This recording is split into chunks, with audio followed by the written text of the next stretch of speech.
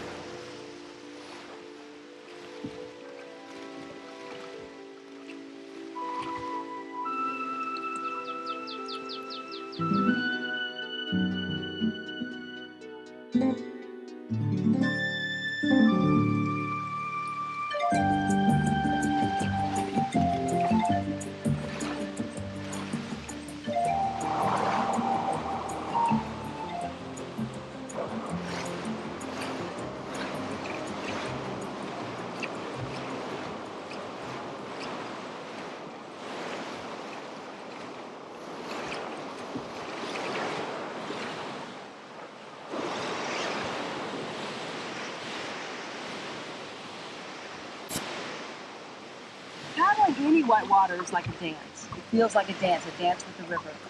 And I would never be bold enough to say that I'm leading the dance, but that maybe I'm a strong enough partner to hold my own.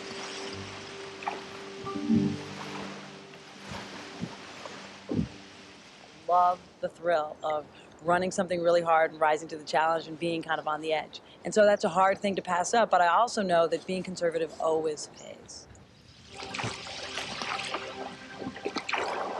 There's this conversation that goes on in my mind when I'm looking at something, A, for the first time, or B, something that's really hard.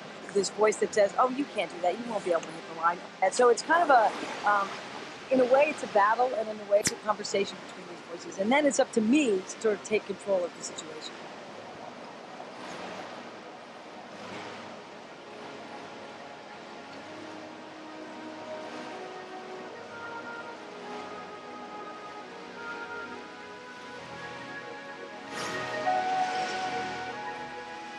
I think I'm very conservative in nature, and it might not look that way on the surface because I know that I have run some very big things.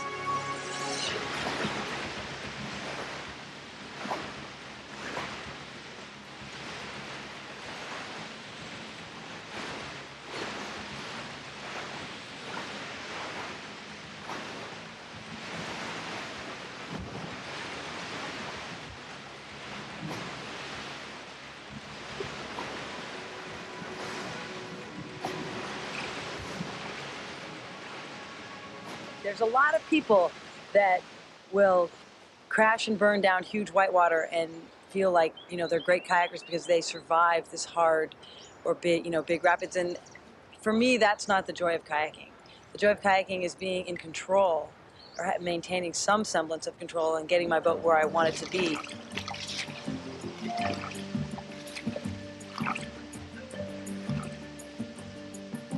Beth Rypins, one of the world's elite kayakers, and will return to her whitewater trip in Chile in just a moment.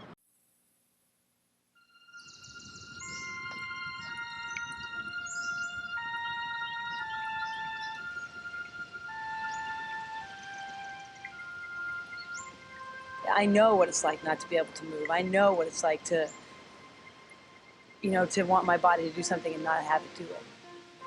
When I was 8, I had a stroke. And it left the right side of my body completely paralyzed. And physically, I recovered from that. fine, but the emotional impact of that was very far-reaching. You know, after this stroke, I felt really out of control in my life. My personality changed overnight from being what I thought was, you know, kind of an average, happy, normal life of a, you know, an 8-year-old kid to being super angry and super volatile. But I have known in retrospect that the rest of my life has basically been devoted to trying to find a different emotional experience for myself.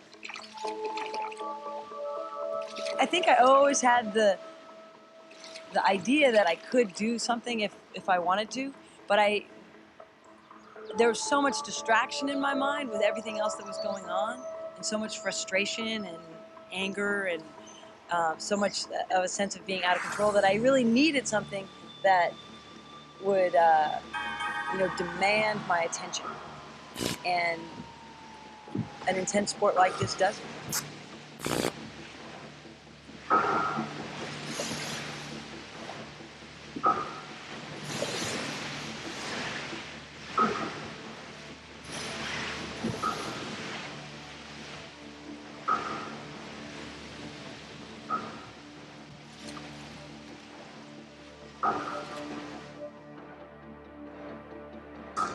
Whenever I'm paddling, and as soon as I think to myself, oh, I've got this wired, this is easy, I've got this handle, wham, I get slapped around, and boom, I don't have it wired anymore, I don't have it handled.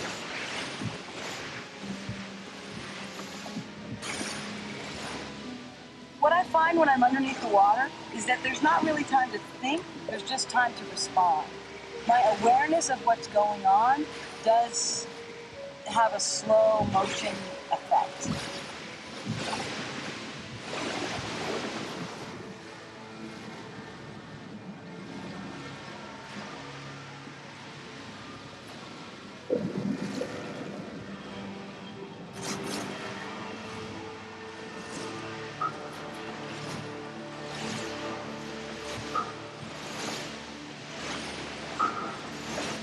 I don't have room in my experience for any extraneous thoughts.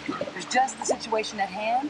And that's one of the things I love the most about kayaking is that there's no room for anything else but the present situation.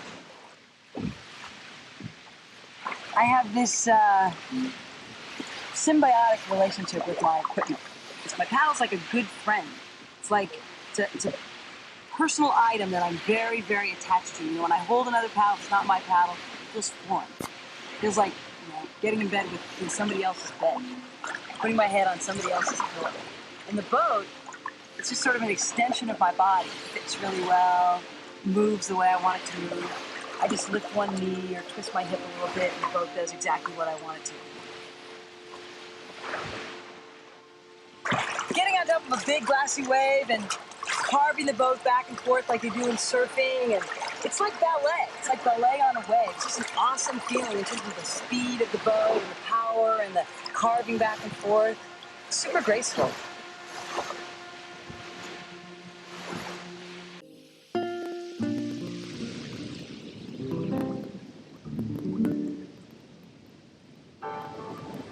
I came to the Futeleafu for the first time 8 years ago, and I knew I wasn't ready to run this rapid. So I carried my boat around the rapid.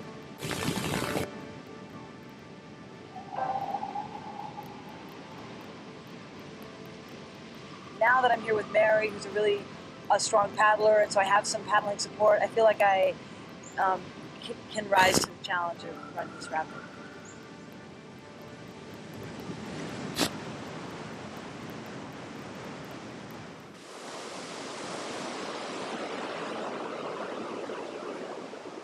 Sometimes I get into this game where I feel like I've proved something to myself and, you know, that I can do it, but then this voice of reason hopefully pops in and says, you know, no, I don't have anything to prove to myself because, you know, the competition is within and it's not without. And the whole game is really being okay with myself regardless of whether I run the rapid or not. You know, there are elements of kayaking that are very competitive, but the kind of kayaking that I like isn't competitive in the traditional sense. It happens in remote canyons, among friends, generally in beautiful wild places.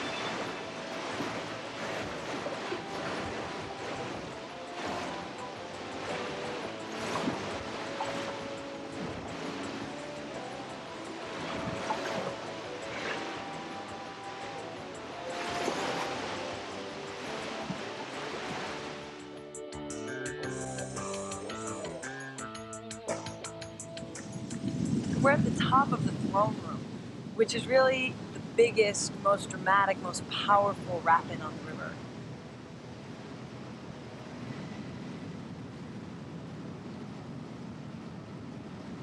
About 2 weeks ago when I was here, I was seriously considering running the rapid for the first time. I've run this river many times, but in my mind I had placed this rapid in a category of its own, and that is, if I messed up in this rapid, I could die. The last time I was here prepared to run this was 8 years ago, and I clearly, at that stage in my kayaking, wasn't up for running something of this magnitude.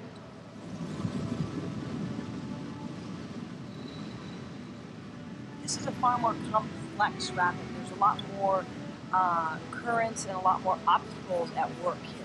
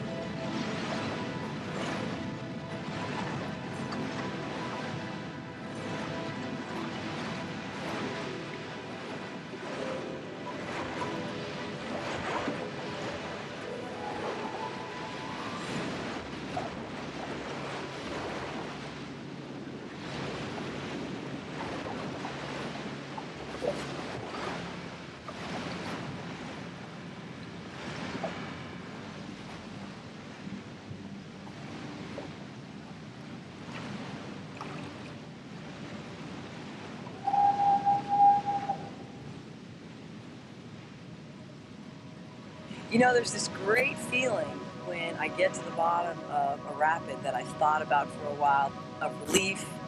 There's this great adrenaline rush. There's this great euphoric feeling that I'm sure, you know, we get other places in life, but boy, I tell you, you sure do get it with kayaking.